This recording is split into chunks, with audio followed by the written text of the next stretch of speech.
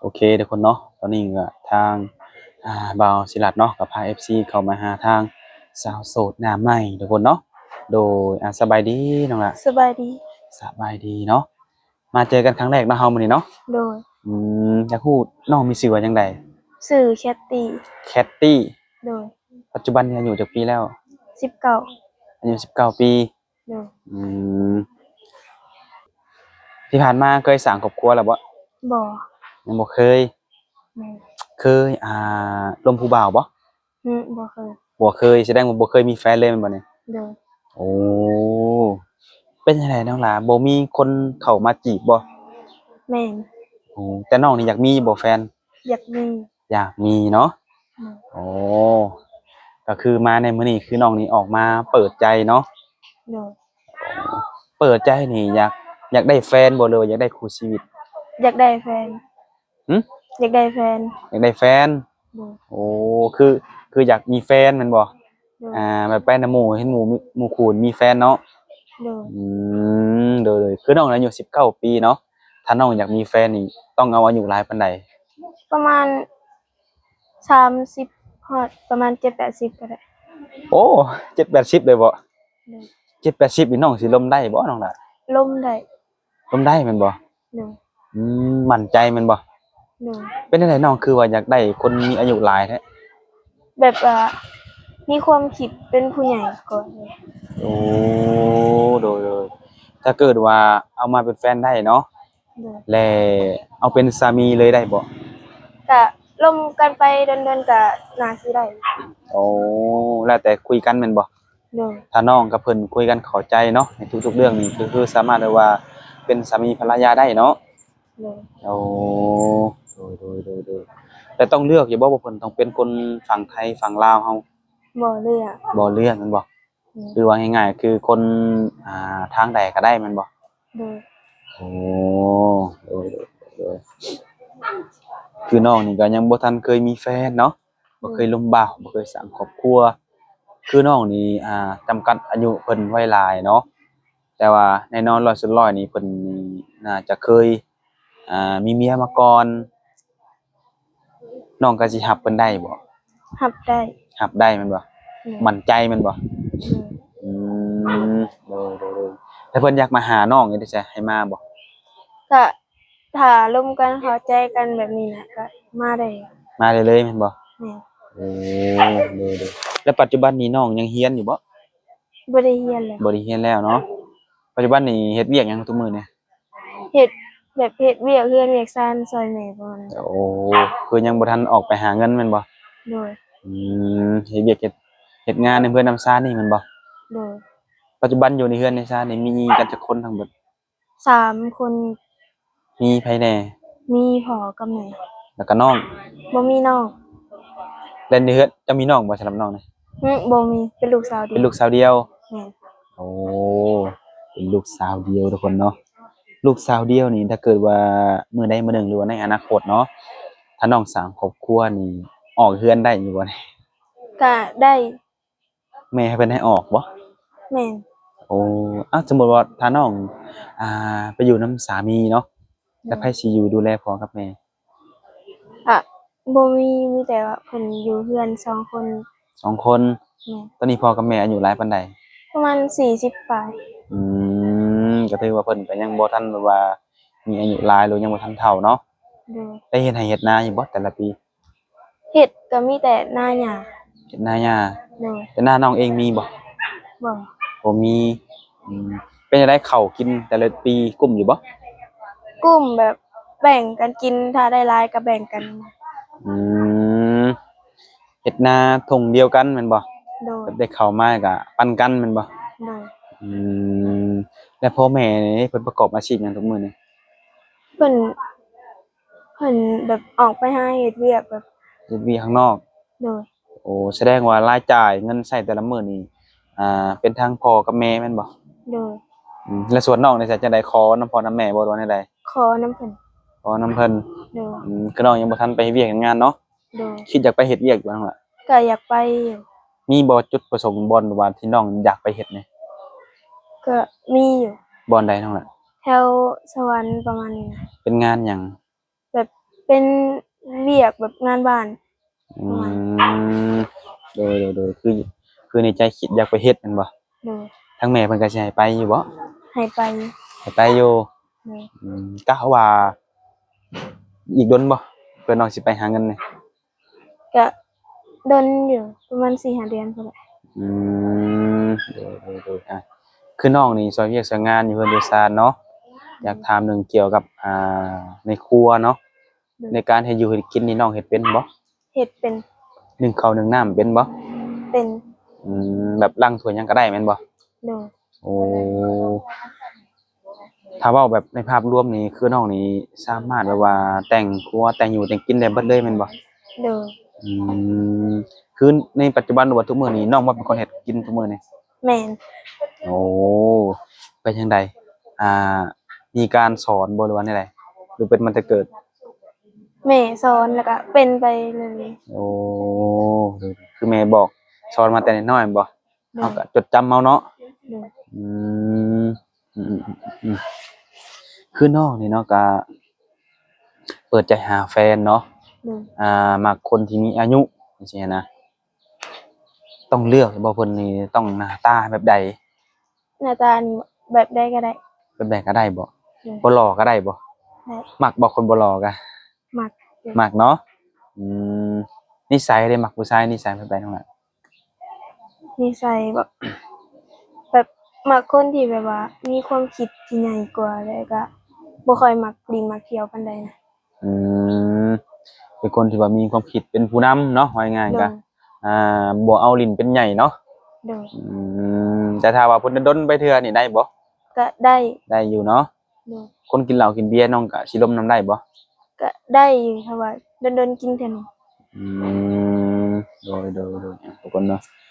คือถ้าหากว่าน้องได้มีแฟนเนาะมีแฟนแบบล้มกันแล้วแบบคือตอนนี้น้องอายุ19 ปีและประมาณอายุจักปีน้องจังสิสละโสดแบบแต่งงานจังซี่นะ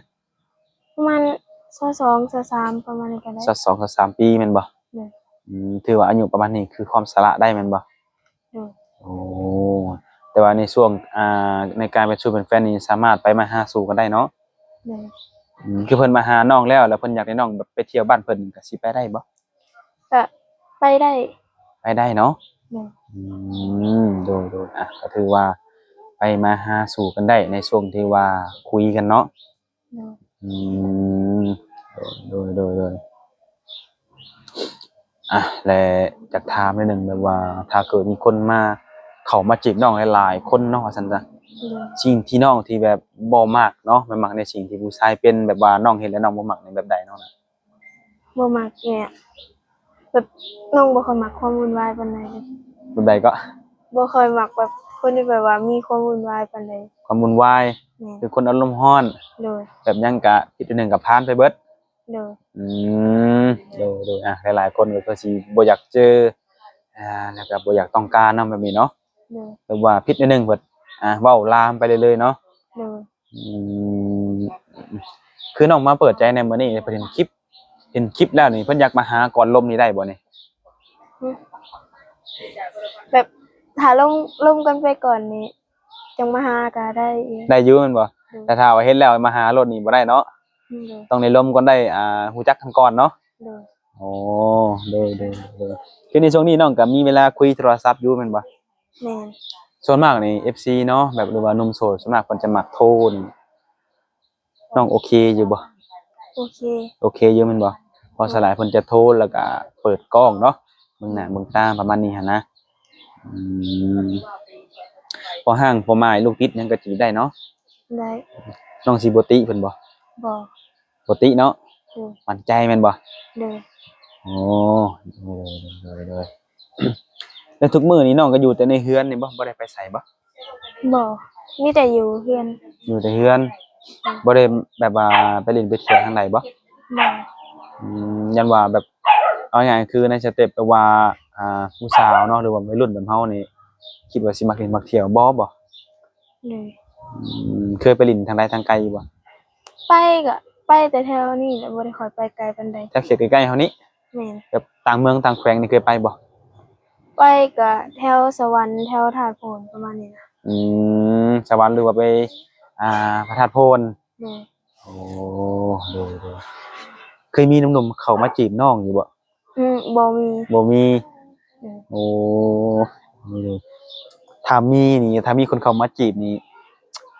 ในใดต้อง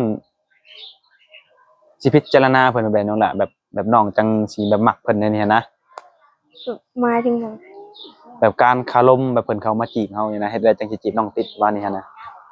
ก็ลมกันเบิ่งประมาณอาทิตย์หนึ่ง2อาทิตย์ก็ได้ ก็ได้ก็ฮู้เลยแม่นบ่ โดย โอ้ดูคนเนาะคือน้องนี่บ่ได้มีแบบว่าข้อจำกัดมากมายเนาะ โดย บ่มักแค่ว่าผู้ชายที่มีความวุ่นวายก็คือคนที่มีอารมณ์ร้อนเนาะ โดย อารมณ์ร้อนแล้วก็อารมณ์พาลว่าง่ายๆกันเนาะ โดย อืมทุกคนจังได๋ล่ะทางติดต่อแบบนี้นะแบบในเฟซ LINE หรือว่า WhatsApp นี่น้องมีให้เพิ่นอยู่บ่ มีแต่ทางไลน์ มีแต่ทาง LINE เป็นเฟซเป็น WhatsApp นี่บ่มีบ่ บ่ โอ้ก็สิได้แต่ผู้บ่าวทาง LINE เท่านั้นแหละมื้อนี้เนาะ โดย อืมน้องเรียนจบมหยังน้องน่ะ เรียนเนี่ยออกประมาณม.2 ใกล้สิเซ็งภาคเรียนหนึ่ง ออกก่อน โดย โอ้บ่จบซ้ำเนาะ โดย อ่านได้เขียนเป็นเบิดบ่ แม่น ภาษาไทยก็อ่านออกบ่ อ่านออก โอ้ดีคือหลักๆก็คือส่วนหลายเนาะในการที่เฮามาเปิดใจผ่านหรือว่าลง YouTube นี่ส่วนมากจะมีแต่หนุ่มๆไทยเนาะที่เขามาจีบประมาณนี้แหละอืมก็คือในกรณีแบบว่าถ้าเกิดว่าได้สร้างครอบครัวนี่ก็สามารถเอาเรือนออกศาลได้เนาะ โดย และในการออกมาเปิดใจนี่พ่อแม่รับรู้นำอยู่บ่เนี่ย รับรู้ รับรู้เพิ่นก็บ่ได้ขัดบ่ได้ว่าหยังบ่ บ่ เพิ่นก็เบิ่งแล้วก็คือสิทธิ์แล้วแต่ลูกเนาะ โดย ว่าลูกนี่ก็ใหญ่เป็นสาวแล้วทุกคนเนาะเพิ่นก็19 ปีแล้วเพิ่นก็อยากมีชู้มีแฟนปกติก็คนบ่เคยมีแฟนเนาะ โดย สิลมผู้บ่าวได้อยู่บ่เนี่ย ได้ ได้อยู่แม่นบ่ หรือว่าผู้สาวแบบถามคำตอบคำนั่นนี่บ่ อืม ผู้บ่าวต้องเป็นคนที่ว่าล้มเก่งน้องหลานเนาะจักสิคุยกันได้เพราะว่าน้องเพิ่นนี่ก็บ่เคยล้มผู้บ่าวแบบว่ายังบ่เคยมีประสบการณ์เนาะ โดย อืมมีหมู่หลายบ่ หมู่ แม่น ก็มีอยู่แต่บ่ค่อยหลายปานใด หมู่หญิงหมู่ชายนี่หลายคือกันบ่ มีแต่ส่วนหลายก็มีแต่หมู่ผู้หญิง มีแต่หมู่ผู้หญิง โดย หมู่ผู้ชายนี่บ่ค่อยมีบ่ โดย บ่มีเลยบ่หรือบ่มีอยู่ มีอยู่2-3 คนประมาณ อื นั้น แต่บ่หลายคือหมู่ผู้หญิงเนาะ โดย โอ้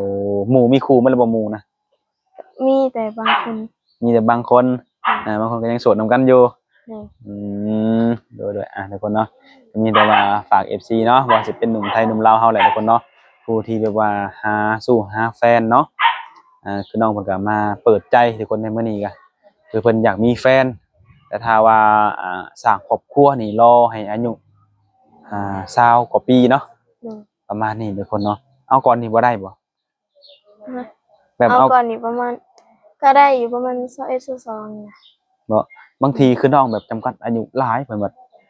ถ้าบ่ได้จังซี่หันนะอยากคุยกันเบิ่งใจประมาณเดือน2 เดือนแล้วมาหมั่นมาขอนี่บ่ได้บ่ ก็ได้อยู่เบิ่งใจก็ถ้าว่าโอเค อืมก็คือว่าแล้วแต่บุคคลที่สิเข้ามาเนาะ โดย เพราะว่าคนที่เข้ามาจีบน้องนี่จะเป็นแบบใดเช่นให้น้องมีความเชื่อถือและมั่นใจในตัวเพิ่นบ่เนาะ โดย ถ้าว่าเฮ็ดให้เห็นน้องก็พร้อมที่จะสละโสดไปนำ โดย อืมโดยทุกคนเนาะก็ตามนั่นแหละทุกคนเนาะมาเปิดใจน้องเป็นมื้อแรกทุกคนเนาะเฮาก็สิบ่เว้าหยังหลายทุกคนเนาะก็ถามไถ่เล็กน้อยๆเผื่อแบบว่าหนุ่มๆเพิ่นอยากฮู้แต่ถ้าว่าหนุ่มๆอยากฮู้หยังเพิ่มเติมเกี่ยวกับน้องเพิ่นก็ทักทายเข้ามาได้น้องเพิ่นก็มี LINE ให้ทุกคนเนาะบ่มีเฟซบ่มี WhatsApp มีแต่ LINE อย่างเดียวเนาะ โดย ทุกคนก็เป็นกำลังใจให้น้องเพิ่นให้พ่อๆหนูครูตามที่ใจต้องการตามที่แบบว่าใจอยากมีเนาะ โดย มื้อนี้ก็สิเอาส่ำนี้ก่อนทุกคนเนาะไว้พอกันได้มื้อหน้าเผื่อว่ามีหยังเพิ่มเติมก็สิมาอัปเดตให้นั่นแหละทุกคนเนาะโดยเอาโอเคน้องหลานสบายดี สบายดี